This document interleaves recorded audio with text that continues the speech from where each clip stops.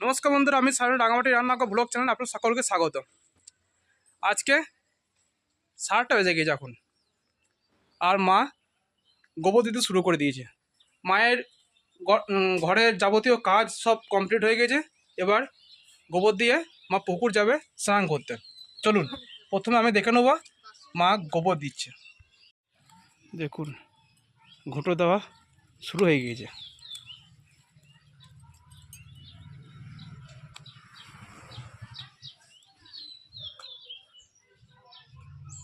এই শুকনো ঘুঁটো দিয়েই রান্না হবে, জ্বালানি হবে। এই শুকনো ঘুঁটো ঘরের যাবতীয় মা যা রান্না করে, খাবার দাবার যা করে সবাই উনুনে করে, যেটা ঘুঁটো দিয়ে হয়। অন্য সময় যখন কাঠ থাকে এবং কাঠেও করা যায়, কিন্তু কাঠ না থাকলে এই ঘুঁটো দিয়ে হয়। দেখুন এইগুলো সব শুকিয়ে গেছে, আর এখানে তো কাঁচা এখন দেওয়া হচ্ছে। এটা একদিন লাগবে শুকাতে।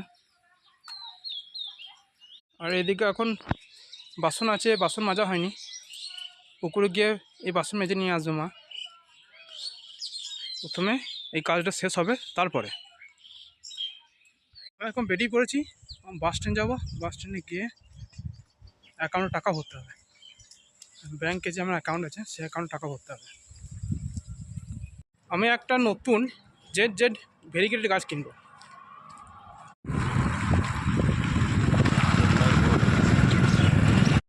এবং পদ্ম গাছ আছে এখানে প্রচুর। আর এখানে আমি কাটি নিলাম একটা, আর একটা দে, আর কাছে রয়েছে তো দে না। এখানে জল মারছে, এটা মাছ ধরবে সেই জন্য জল মেরে দিচ্ছে। আর কিছু টাঁটি আমি দেখুন একটা নিয়েছি, আর কটা নেবো।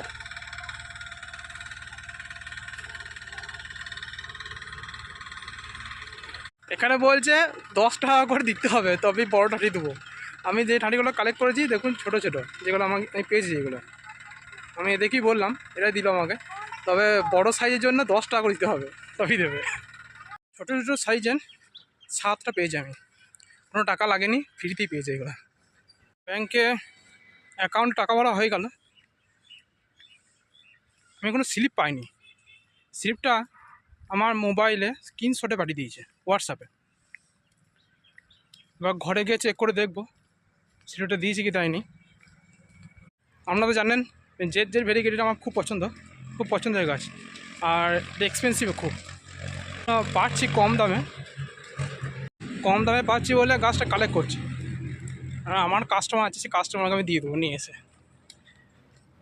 আমি বাড়ি ফিরলাম, আর বাড়ি ফিরে মাকে আমি টাঁটি দিয়ে দিয়েছি। দেখুন আমি 2টো টাঁটি খেয়েছি, তবে পুষ্টি হয়নি ভালো। আর এদিকে মা আলুর ছাল ছাড়তে শুরু করে দিয়েছে। মুড়ি কা করবে? আলু ভাজা মুড়ি খাবার। চলুন দেখি, মা মুড়ি খাওয়া করতে শুরু করে দিয়েছে, তাই তো মা? এটা কী করবে? মুসুর কলে কী করবে? থোড়াই বড়া। আর মাছ ভাজা আছে, মাছের কিছু একটা করবো রান্না।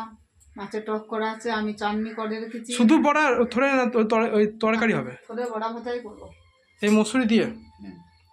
আর এই আলু ভাজা আছে, চলছে। কই দেখি একবার কতটা হলো। কিছুই হয় না এখন, এই মাত্র বসালাম।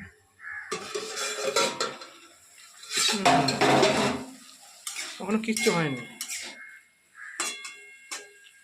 এদিকে এখন আলু ভাজা হোক, আর আমি বাগানে গিয়ে গাছের জলটা দিয়ে আসি। বাবা কি করছে দেখে নেবো, চলুন একবার।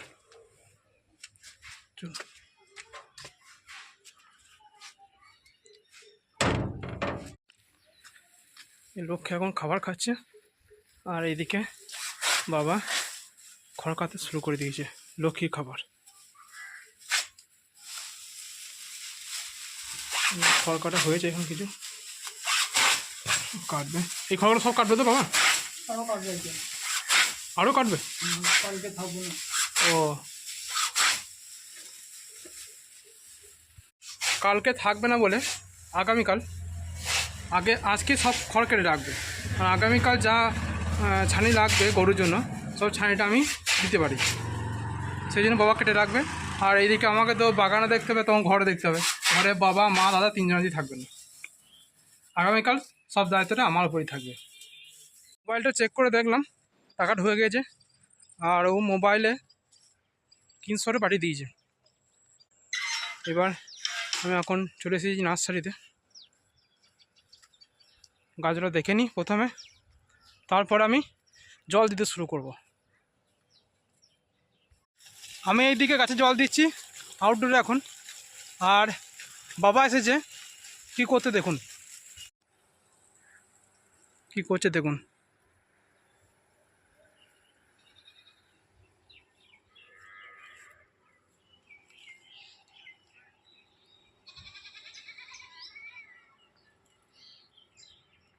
আসলে এত গরমে ঘরে যা তুলসী গাছ ছিল পাতা নষ্ট হয়ে গিয়েছে, আর একমাত্র নার্সারিতে যে তুলসী গাছগুলো আছে সেটার ভিতরে সেগুলোর পাতা ঠিক আছে। সেই জন্য বাবা তুলসীর পাতা নিতে এসেছে। কারণ আমাদের ঘরে পুজোতে প্রতিদিন তুলসী লাগে, সেই তুলসী পাতা বাবা এখান থেকেই নিয়ে যায়। আর ফুলও নিয়ে যায় এখান থেকে।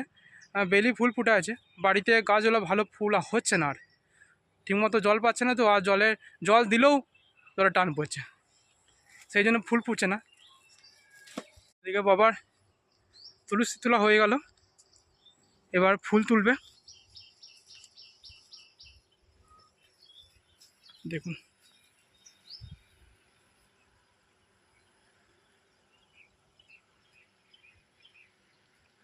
অনেক বেলি ফুল ফুটেছে।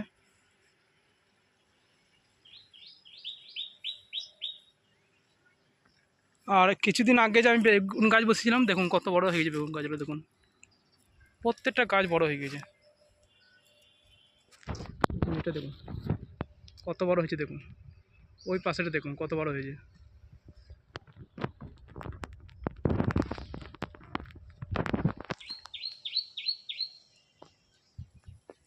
এই ফুল আর তুলসী নিয়ে গিয়ে বাড়িতে পুজো হবে। আমি এখন ফলের গাছে জল দিতে শুরু করেছি। কত কচি পাতা বেরোচ্ছে দেখুন, নতুন নতুন পাতা বেরোচ্ছে বহুত। এখানে বেলি গাছে ফুল ফুটছে, প্যাকেটে বেলিতে ফুল চলে এসেছে গাছে।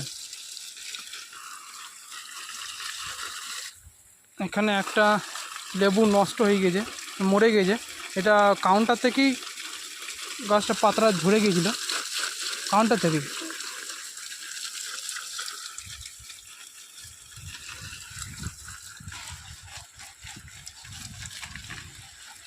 গাছে জল দিতে কত আনন্দ হয়, প্রতিদিন গাছে জল, এরকম গাছে জল দেওয়া খুব আনন্দের। আসল কথা হলো